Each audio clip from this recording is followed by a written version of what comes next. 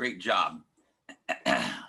I really like speeches that relate to a person's personal experience, and I think that you tied in your medical condition to how you related to it, and how it has changed your life, not only physically, but when you talked about the identity crisis. I thought that that was tied in well. I took a little time and went back and watched your previous speeches, and I love your relaxed style. You're very easy.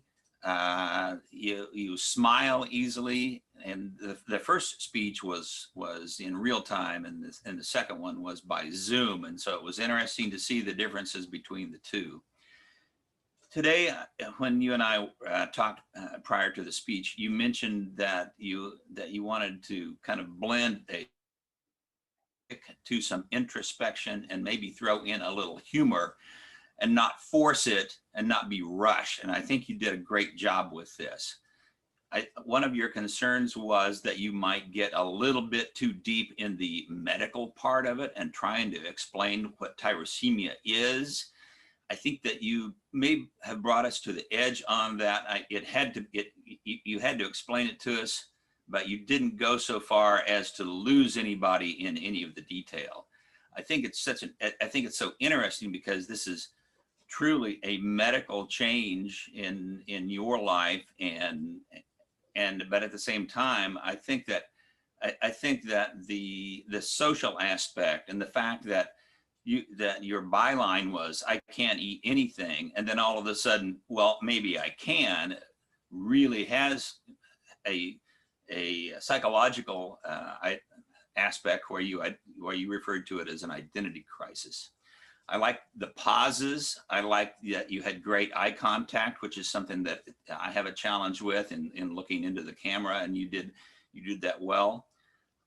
Your hand gestures are terrific for live speeches, but they were going outside the frame of the camera, and that I think is a little distracting.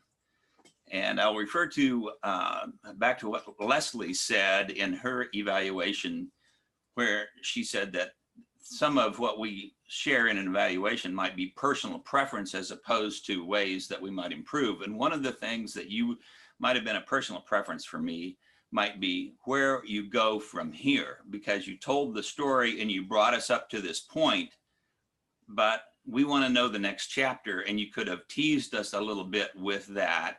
Again, that's not necessarily something that is a recommendation to improve, but more a personal preference. Great job, and I definitely want to know where you go from here. Thanks. Thank you, Brad. You always give very insightful and comprehensive evaluations, as you just did.